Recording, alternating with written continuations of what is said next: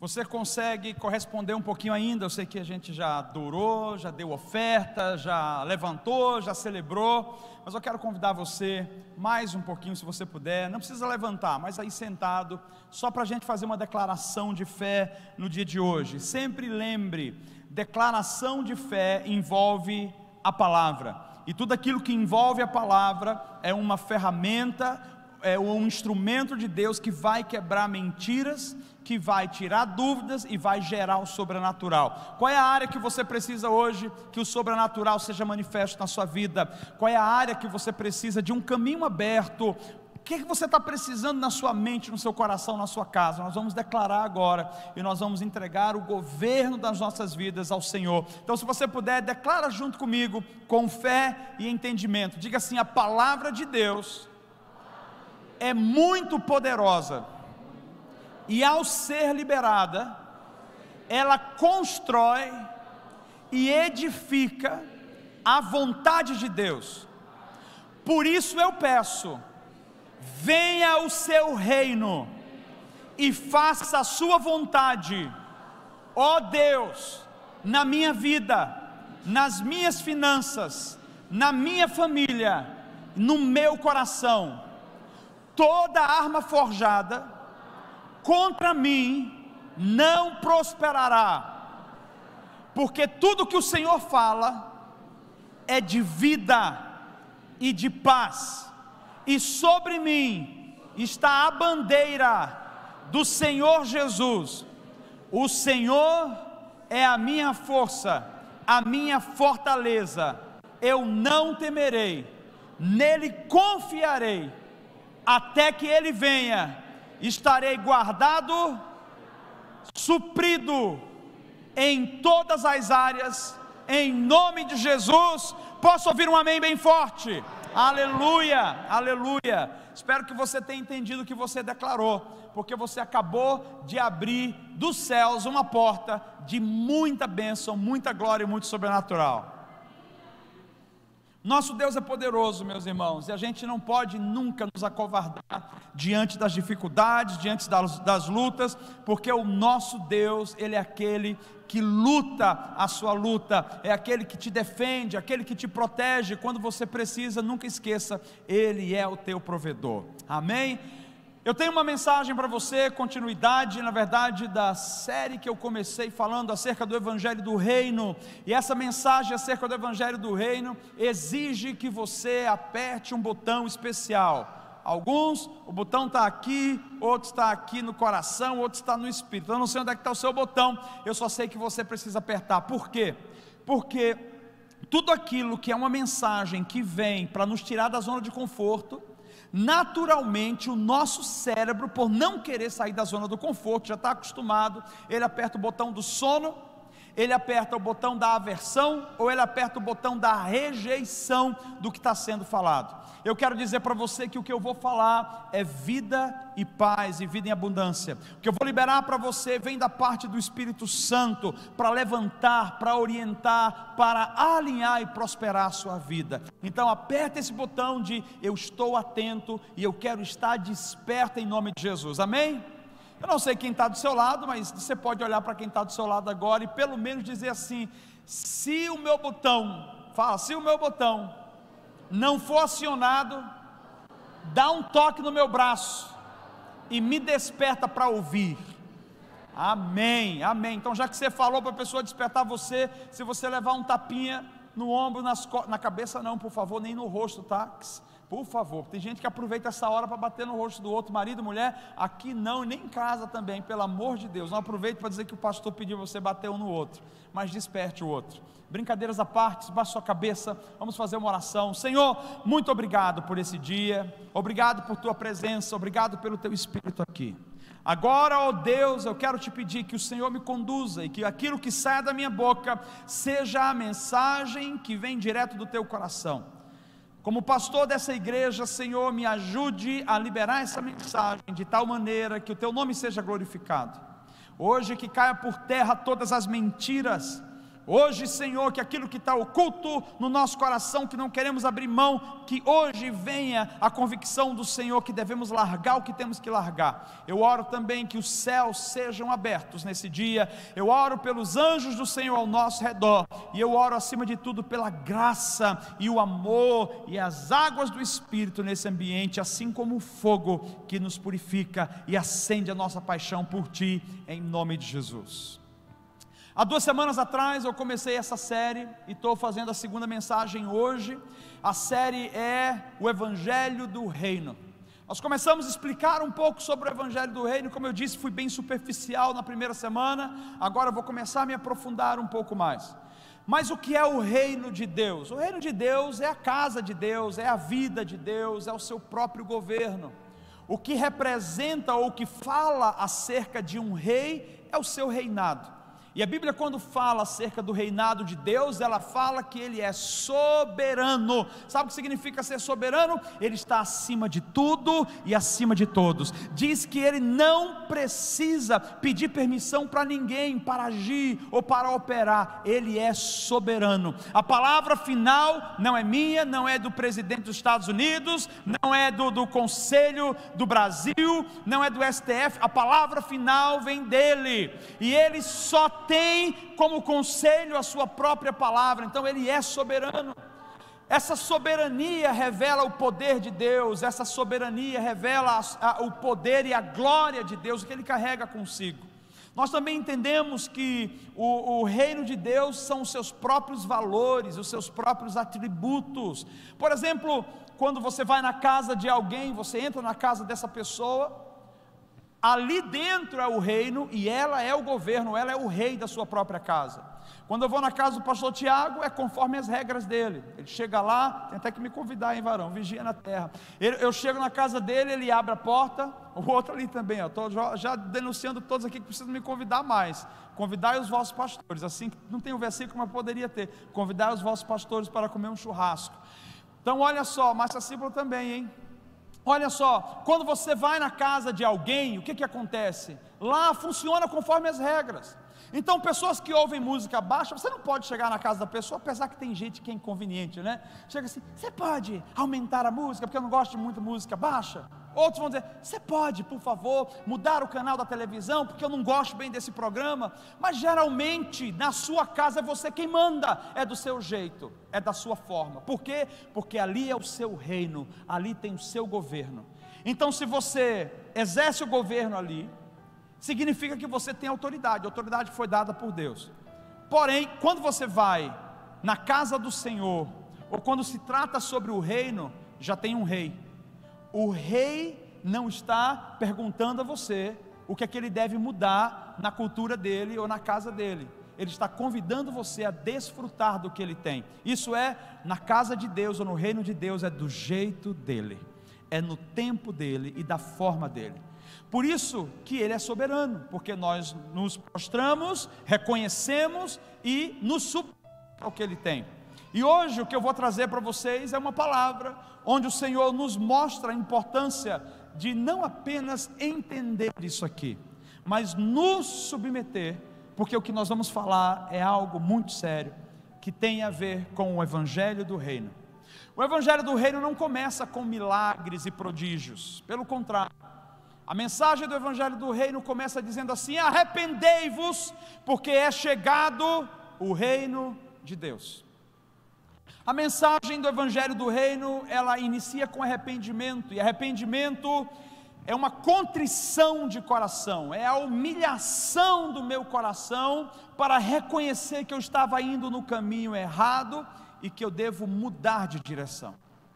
Se o próprio Evangelho, a mensagem do Evangelho do Reino fala sobre arrependimento, é importante que a minha ênfase não esteja em sinais e prodígios e maravilhas. Deixa eu te falar, nós devemos viver uma vida de sinais, de prodígios e de maravilhas, mas muita gente vive sinais, prodígios e maravilhas, mas elas não estão vivendo a mensagem verdadeira, pura do Evangelho do Reino. Então, os sinais, prodígios e maravilhas devem ser provenientes de uma vida de arrependimento, de uma vida de contrição, de uma vida de amor e humildade e relacionamento com Jesus. Por isso que eu quero trazer para você o tema hoje, temor do Senhor. Não sei quando foi a última vez que você ouviu falar acerca do temor do Senhor, não sei quando foi que você aprendeu sobre isso, mas essa é uma mensagem, principalmente nos nossos dias, nos dias de hoje. O Espírito Santo está despertando no coração da igreja a mensagem acerca do temor ao Senhor, do temor a Deus. Eu gostaria de começar lendo para você 2 versículos, para dar base, e depois eu queria estender para poder trazer para você 3 pontos fundamentais dessa mensagem. O primeiro versículo que eu quero trabalhar é 1 João, capítulo 4, versículo 18. 1 João, capítulo 4, versículo 18.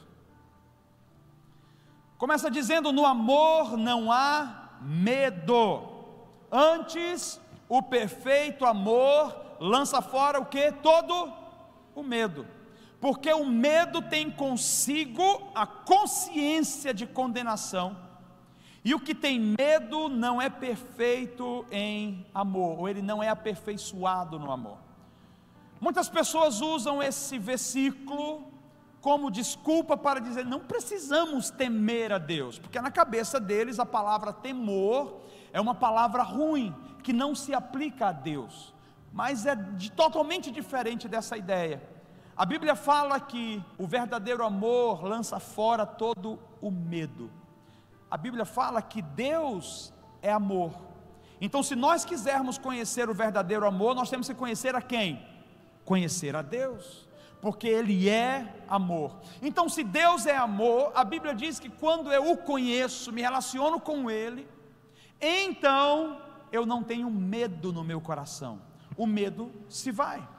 Mas o próprio João está dizendo a importância de não termos ou vivermos no medo, porque ele diz que o medo ele traz consigo a consciência da condenação. Em outras palavras, o apóstolo João está dizendo o seguinte: Deus nos chama a ter relacionamento com Ele, para conhecer quem Ele é. Por que que Ele quer que a gente conheça quem Ele é? Porque só quando você conhece o amor verdadeiro, quando você é batizado no amor verdadeiro, o medo se vai. Não precisa abrir, mas no próximo versículo, Mateus capítulo 10, versículo 28, a palavra diz assim: e não temais os que matam o corpo, e não podem matar a alma, temei antes aquele que pode fazer perecer no inferno a alma e o corpo. Os religiosos da época, as pessoas que iam no templo e faziam todo o trabalho que tinham que fazer, fazia adoração, levava a sua oferta, participava do momento da plenária onde eles ouviam a mensagem. Eles eram pessoas que faziam isso baseado na lei, baseado numa obrigação. Jesus estava chamando esse povo para dizer: eu não chamo vocês por obrigação, eu convido vocês para se relacionarem comigo e experimentarem o amor, porque no amor não há obrigação. Vou repetir de novo: no amor não há obrigação.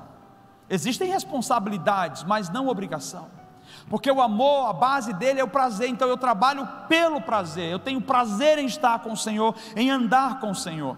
E eu faço uma mescla desses 2 versículos, quando o Senhor diz assim: não tema ao homem que não tem poder de te mandar nem para o inferno.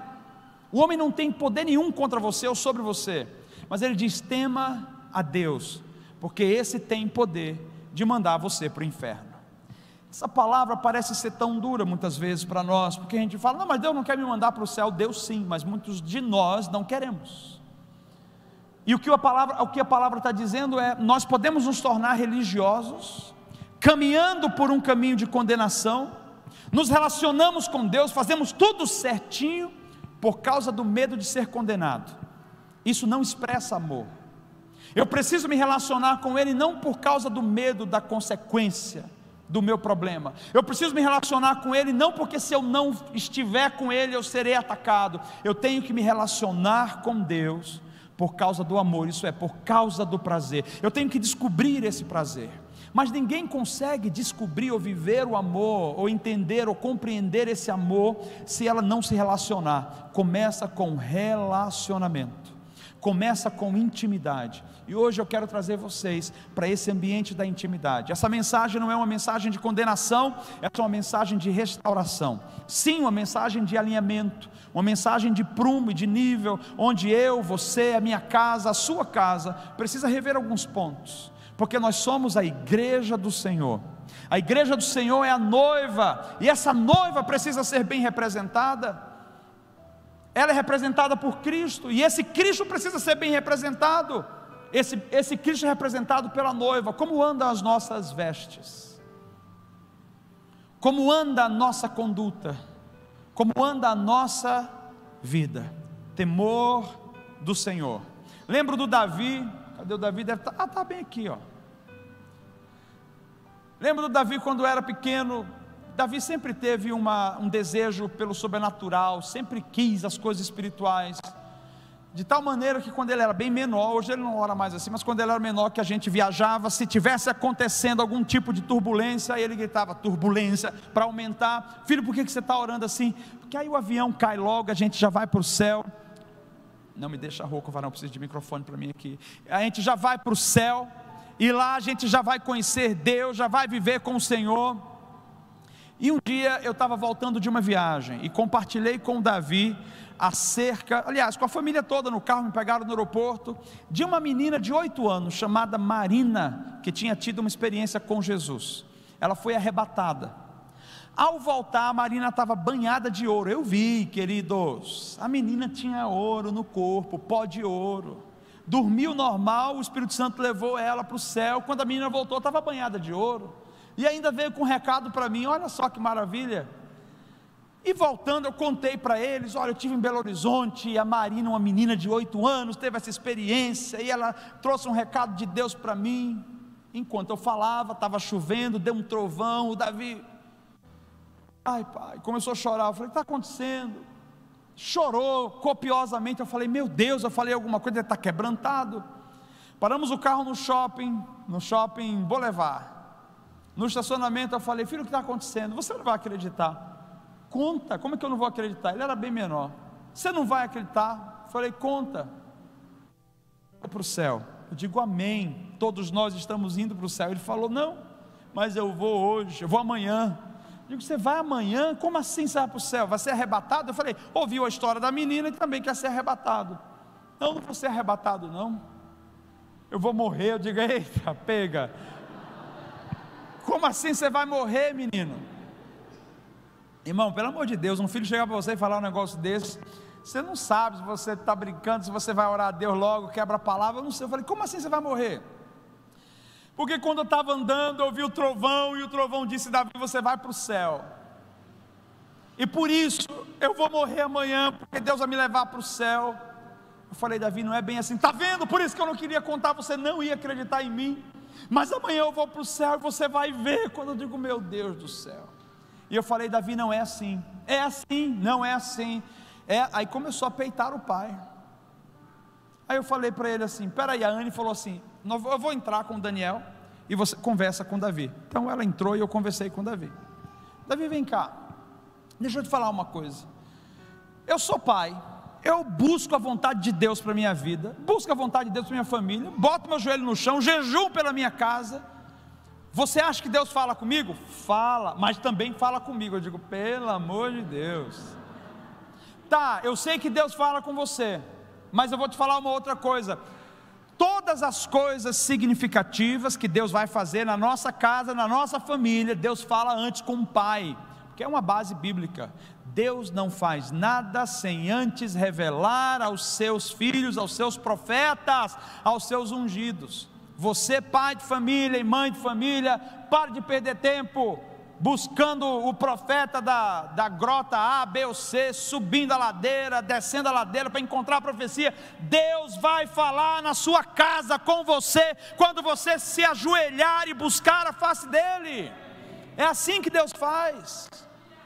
Lá estava eu, diante do menino, e ele lutando comigo. Eu falei, Davi, é o seguinte, Deus não falou nada para mim. Ele falou assim, por que Deus tinha que falar com você sobre a minha morte? Primeiro, porque você é meu filho, e porque eu tenho um compromisso com Ele. Vai acontecer alguma coisa, me revele e me prepare, eu tenho base bíblica para isso. Não tinha jeito, porque o menino dizia que ia morrer, quase que eu disse, então morra, quer morrer, então, não, eu não falei isso não, eu fiquei com medo na verdade, fiquei com medo, porque eu falei assim, está sendo muito incisivo, muito insistente, vai que, então Deus deixa eu ouvir, né, mas aí falei para ele, nós vamos fazer um trato, eu e você aqui, eu sou teu pai, e agora a palavra final vai ser minha, eu estou batendo o martelo, pô, e o martelo é o seguinte, você, se amanhecer vivo, temos um trato, eu vou te ensinar a ouvir a voz de Deus, e a discernir a voz de Deus, como deve ser discernida. Se você chegar de manhã e estiver morto, aí eu vou me ajoelhar, pedir a Deus perdão, misericórdia por ter tido o ouvido fechado, para não ouvir o profetinho do Senhor, e eu vou dizer, mande ele de volta, ressuscite ele, eu peço perdão para ele, depois eu olho de novo e te entrego para o Senhor, e você vai embora.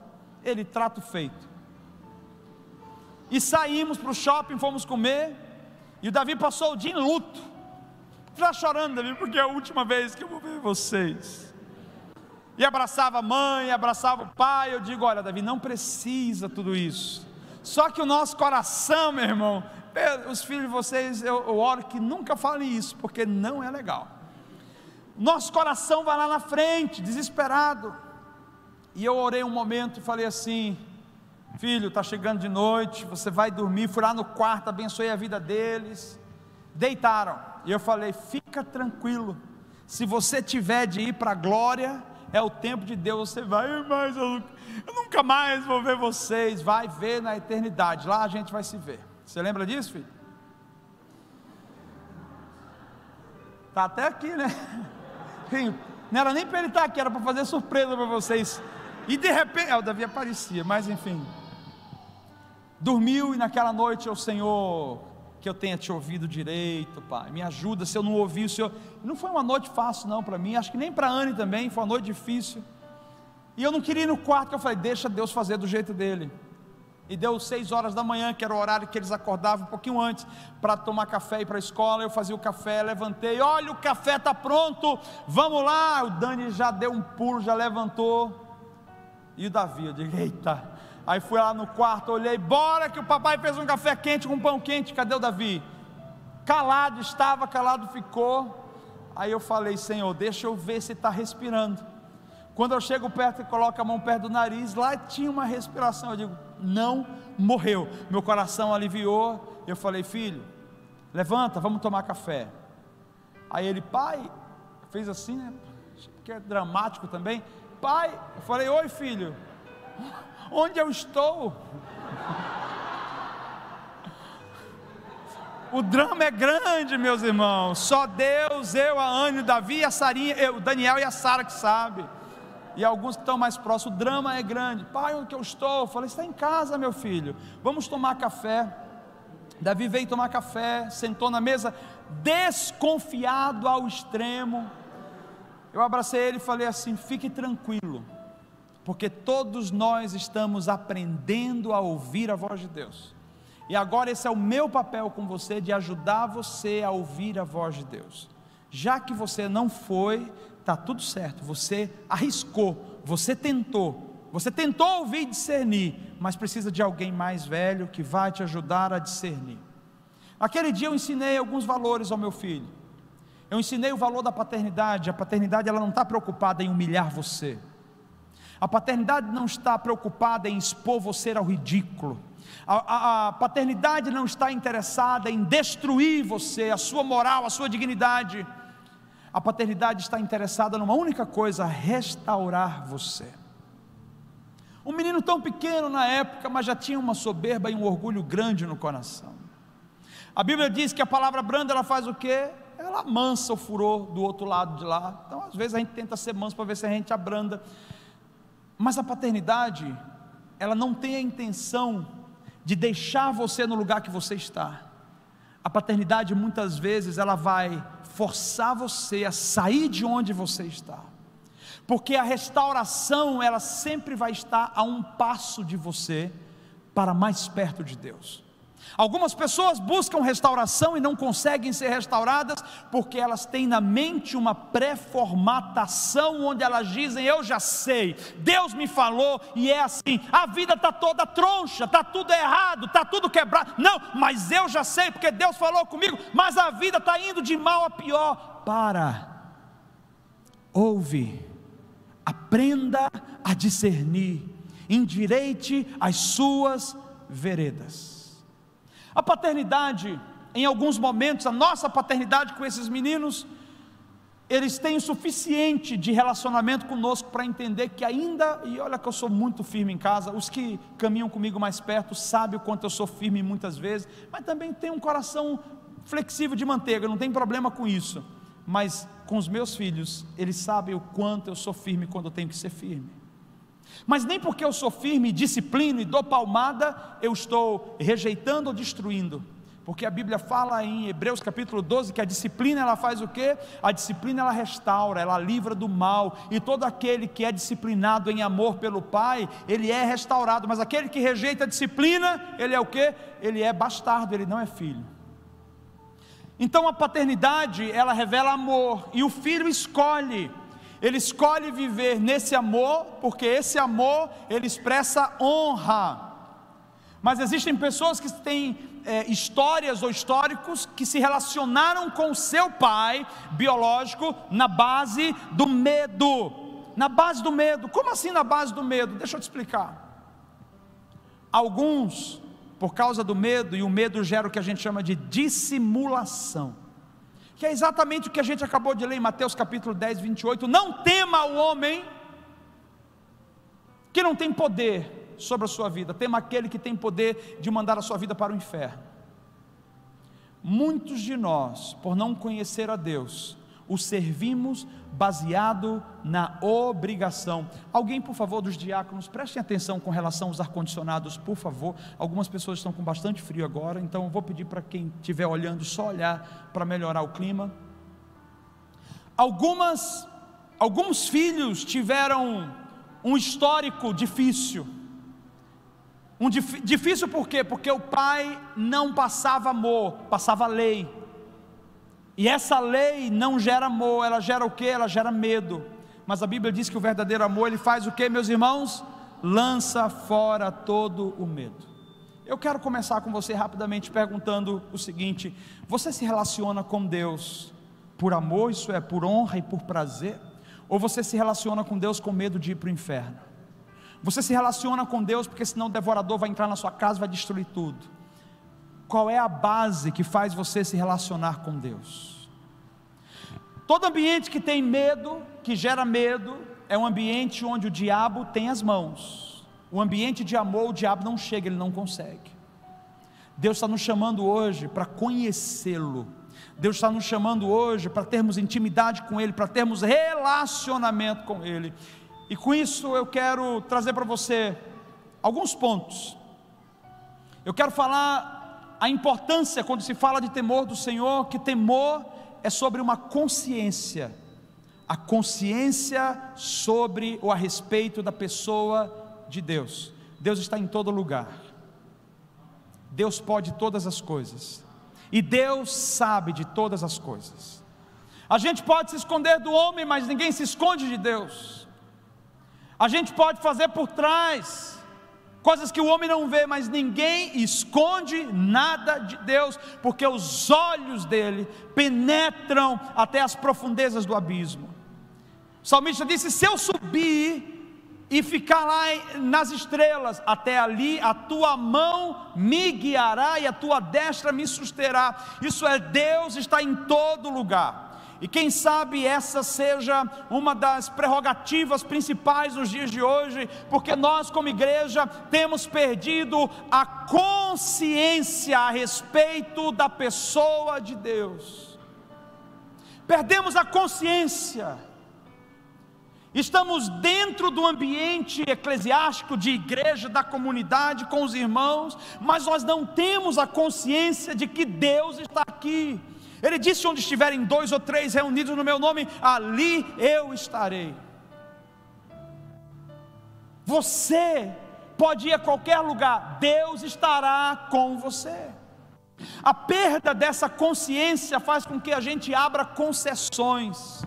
Que tipo de concessões? Aquilo que Deus falou lá atrás, as ordenanças, os mandamentos, as orientações, não é bem assim, pastor. Então, a perda da consciência sobre a pessoa de Deus faz com que a gente relativize tudo. Não é bem assim. Não é bem assim. Mas não é bem dessa maneira que Deus age. Olha, não, porque não é bem assim que eu entendo da Bíblia. Eu quero deixar claro para você, lembre que Ele é soberano. Então, meu querido, minha querida, não é sobre o que você acha, é sobre o que Ele diz. Não é sobre o que você pensa que deve ser a igreja ou o reino, é sobre o que Ele diz. E o meu convite para você hoje é pedir ao Espírito Santo que traga para você a sã consciência sobre a pessoa de Deus.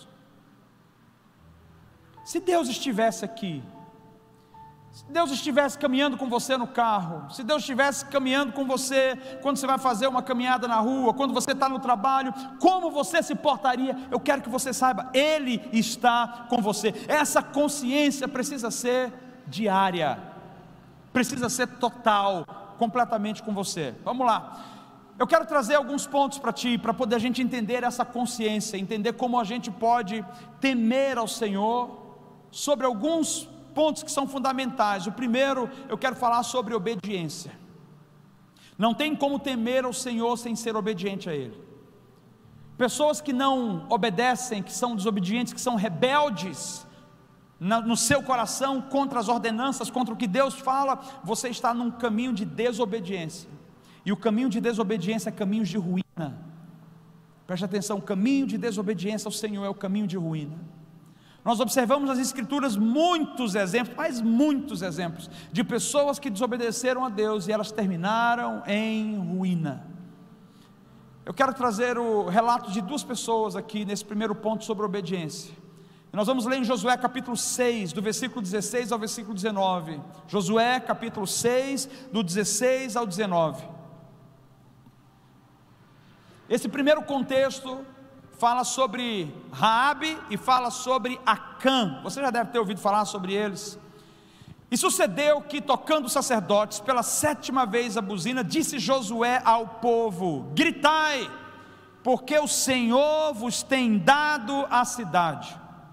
Porém a cidade será anátema ao Senhor. A palavra anátema significa maldita. A cidade será maldita, porque a cidade era uma cidade ruim, pessoas desobedientes, rebeldes contra o Senhor, contra o povo de Deus. Ela e tudo quanto houver nela, somente a prostituta Raabe viverá.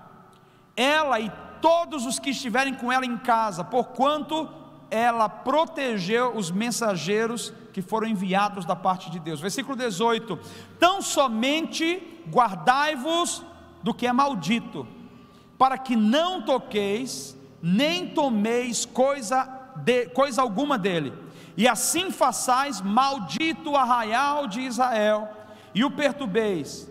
Porém toda prata e ouro, e vasos de metal e ferro, são consagrados ao Senhor, e irão para o tesouro do Senhor. O contexto desse texto que a gente acabou de ler fala acerca de Raabe, fala acerca de Acã e fala acerca de Deus. Primeiro nós vamos entender que para haver obediência é preciso que haja ordenança, e aqui havia uma ordenança, havia um mandamento. Qual era o mandamento? Deus estava dando profeticamente para eles uma cidade, eles iriam dominar aquela cidade. Então Deus tinha dado uma promessa, a cidade era uma cidade boa, era uma cidade que tinha gigantes, que tinham dificuldades, mas era uma cidade próspera, tinha muitas bênçãos. Então o Senhor, através de Josué, envia um grupo de espias, pessoas que foram espiar a terra. Eles entram naquela terra, e ao entrar na terra, eles eram procurados e poderiam ser mortos. Então eles encontram uma mulher, chamada Raabe. Aquela mulher, a Bíblia fala, era uma meretriz, uma prostituta.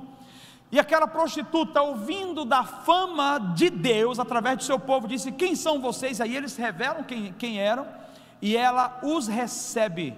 Quando eles entram na casa, dela, eles são guardados, eles são livrados, e daqueles dias eles puderam sair, observar a terra. Por isso o Senhor disse: Raabe é a única que não vai perecer, mas tudo que tiver na cidade vai perecer.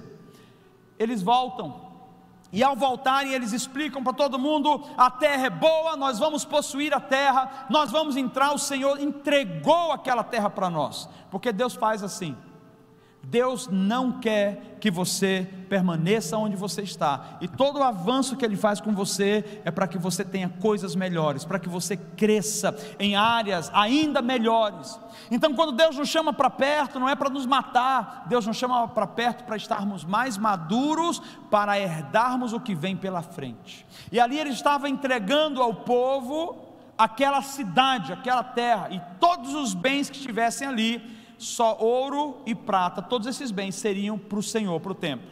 Olha que interessante, porque eles entraram lá, eles saquearam tudo, fizeram tudo que tinha que fazer, todo mundo morreu ali dentro, e eles voltam, vêm com Raabe, que era prostituta, e mais a família dela que estava com ela. Ao chegar no arraial deles, eles se preparam para poder ir para a próxima cidade. Só que no meio desse povo tinha um rapaz ou um jovem chamado Acã.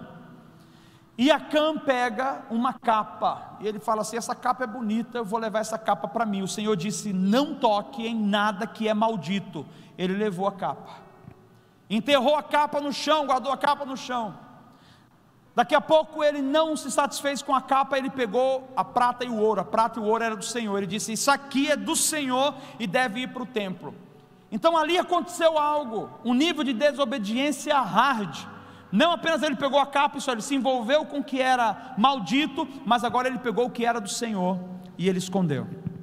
É importante que a gente entenda que todo pecado tem consequência. É importante que a gente saiba que toda ação de desobediência trará uma consequência. Nós precisamos estar alertas, porque ninguém brinca de viver. A vida não é igual videogame, a gente vive e o que a gente faz vai gerar um fruto de vida ou um fruto de morte. E esse jovem deixou de ouvir a Deus e desobedeceu ao Senhor, enterrando coisas malditas, e também o que ele não deveria tocar, que era do Senhor. Isso é roubou do próprio Deus. Faltou temor. Quando falta temor, falta o senso de que Deus está presente, de que Deus vê tudo, de que Deus sabe de tudo, de que Deus pode tudo. Essa falta de consciência de Acã fez com que ele achasse que a ação dele iria passar em branco. Esse povo se prepara para a próxima cidade. Até então estava tudo legal, todo mundo festejando, mas o nome da próxima cidade que eles iam ganhar, e eles pensaram: cara, ganhamos Jericó, vamos ganhar essa também. O nome da próxima cidade era Ai. Ai mesmo, de dor, de ser ferido, o nome Ai. Sabe por que o nome daquela cidade é tão importante para nós observarmos? Porque Deus estava dando uma lição profética no povo. Você teve vitória ontem, mas vocês não obedeceram como deveriam obedecer. A próxima não será vitória, será derrota. Aquele povo vai lutar com 3.000 homens, e quando começam a lutar, a outra cidade, a Ai, era muito pequena, mas um pouquinho de homem colocou para correr, e matou vários dos 3.000, e colocou todo o povo de Deus para correr. Eles chegam no arraial, se sentam, e começam a se questionar: como a gente perdeu? Como a gente saiu de lá correndo? O nosso Deus é conosco, Deus nos deu vitória, o que está acontecendo? E aí foram consultar o Senhor. Quero que você pare e você pondere no seu coração. Eles foram consultar ao Senhor. Quando algo acontece na nossa casa, na nossa vida, quem nós vamos consultar? Quando alguma coisa está desandando, a quem nós vamos consultar? Houve um abismo. Cuidado para você não tentar tapar um buraco só para passar por cima dele. Pergunta ao Senhor: o que é que eu tenho que fazer com aquele abismo? Porque muitos abismos que acontecem, muitos problemas que acontecem, são decorrentes de desobediência ao Senhor. Demos um passo que não deveríamos dar, fizemos um compromisso que não deveríamos fazer. Quando eu observo aquilo e consulto ao Senhor, eu tenho a oportunidade de consertar o meu erro, porque uma pequena rachadura se tornará no futuro uma grande cratera. Não mascare o problema, resolva o problema. O Senhor nos chama a ter essa consciência de temor. E aí eles buscaram o Senhor. O Senhor disse: tem pecado no arraial. Qual era o pecado? A capa de Acã, e era os utensílios do Senhor que estavam escondidos. Mas Senhor, quem que fez isso? O Senhor apontou a comunidade de Acã, que era a tribo dele, tribo de Judá inclusive. Mas é muito amplo, Senhor. Quem que foi dentro da tribo de Judá? Apontou a família de Acã. Mas quem que foi dentro da família? E o Senhor apontou a pessoa de Acã. Chamaram Acã e confrontaram. E Acã disse: eu realmente fiz isso, estou arrependido. Não teve jeito. Levaram Acã para fora do arraial. Acã e a sua família inteira. E a Bíblia diz, parece ser trágico, né? Que ali eles morreram apedrejados. Pastor do céu, que pregação é essa? Pelo amor de Deus, é a pregação para você entender que não se brinca com aquilo que Deus fala para você. Não toque, não se envolva. Quando Ele fala isso, Ele fala como um alerta, para que você não tenha que padecer o problema depois, para que você não tenha que sofrer depois. E quem sabe esse tipo de mensagem para nós como igreja hoje, que falamos tanto de amor, mas o nosso amor é um amor imaturo, é um amor de criancinha, é um amor como da minha filha Sara. Então a gente tem uma mentalidade pequena sobre o amor. O amor, ele é tão bom e tão forte, tão maravilhoso, que Ele vai me disciplinar, se for possível, para que eu não caia num penhasco. A obediência é reflexo de um coração que teme ao Senhor. A obediência é reflexo de um coração que teme ao Senhor. Aquele homem e a sua família foram mortos. Sabe o que significa isso? Significa que aquilo que você decide como pai de família, como mãe de família, vai afetar você e a sua descendência. Alguns de vocês não têm filhos ainda. Melhor ainda, que você deve começar a vida pensando mais nas suas decisões. Mas outros já têm filhos. E por termos filhos, precisamos ser duplamente responsáveis com a nossa conduta, com aquilo que Deus depositou na nossa mão, com aquilo que Deus confiou a nós, aquilo que Ele trouxe para nós, a revelação que Ele trouxe. Por que a gente tem que ser duplamente responsável? Porque se um pai erra, não é só ele que vai sofrer. Se uma mãe erra, não é só ela que vai sofrer. Os filhos padecem, e nós vemos esse resultado aqui. Imagina um pai que foi relapso na sua vida, não juntou, não gerou uma herança, não se preocupou com a família, e ele morre da noite para o dia, porque eu acho que ninguém aqui é Highlander que vai viver para sempre. Todos nós estamos caminhando para o momento onde a gente pode morrer. Eu podia ter morrido em dezembro, Deus teve misericórdia, eu estou aqui. Mas e se eu não estiver mais aqui? Se eu morrer, se eu não estiver mais aqui, como que vai ser? As minhas escolhas hoje, as minhas decisões vão determinar não apenas como eu vivo, mas como a minha descendência vai continuar vivendo. Foi importante talvez dar um juízo tão grande sobre Acã e sobre a sua casa, porque a desobediência, ela é rebeldia. E rebeldia, a Bíblia diz que é semelhante ao pecado de feitiçaria. Feitiçaria é aliança direto com as trevas, e uma aliança direto com as trevas é sujeira no meio do arraial.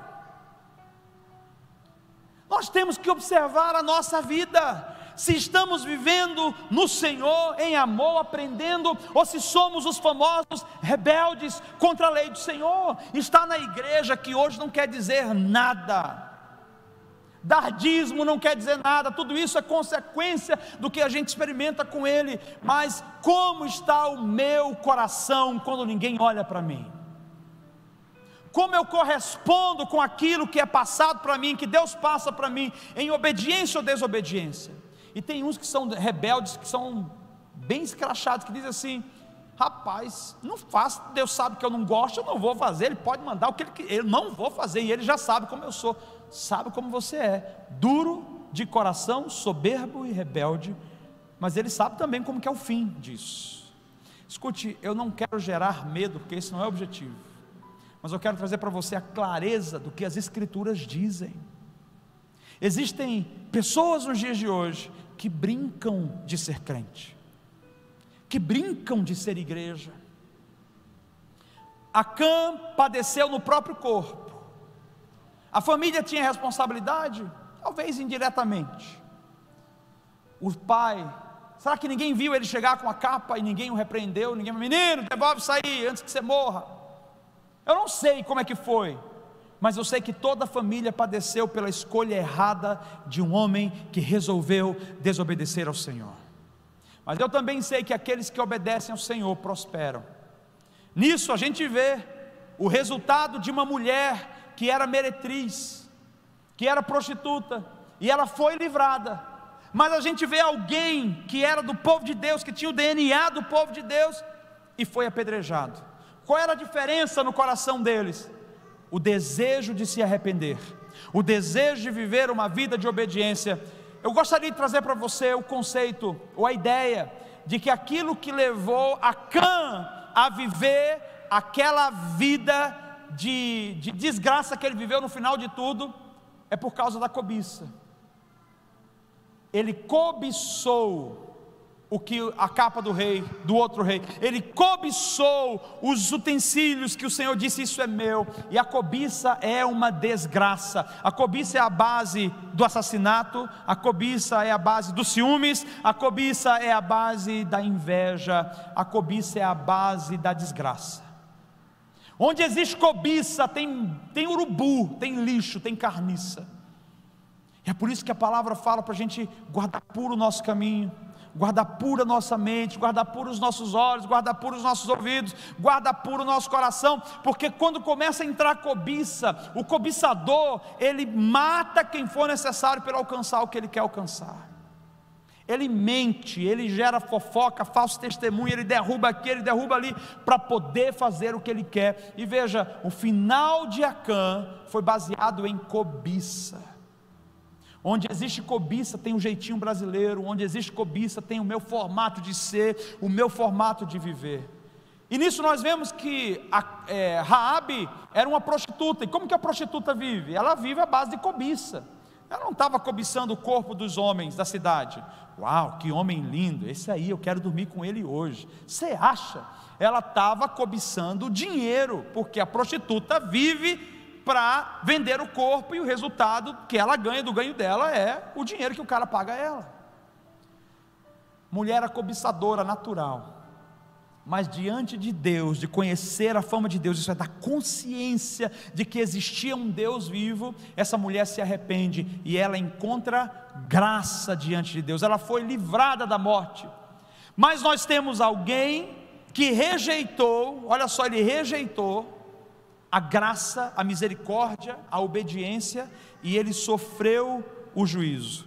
O temor de Raabe salvou a si e salvou a sua casa, mas a insensatez, a desobediência de Acã destruiu a si e destruiu a sua casa. Obediência é a chave para que a gente cresça. Obediência é a chave para que a gente desenvolva o temor do Senhor. E por que a gente precisa, pastor, observar esses pontos? Porque você não é seu, você é do Senhor. Você não é a igreja de qualquer entidade, você é a igreja do Deus vivo. E existe sobre a igreja do Deus vivo a responsabilidade de manter limpas as suas vestes, de manter limpa a sua mente. Irmãos, entendam quando eu digo que a ausência desse temor gera desordens, homens que caem e que levam suas famílias juntos, pessoas que estão caminhando, conquistam, daqui a pouco perde tudo da noite para o dia, porque está andando sem temor do Senhor. E o que é o temor do Senhor? O temor do Senhor é o respeito que eu tenho por Ele, é a submissão que eu tenho a Ele, mas muitas vezes será o próprio medo.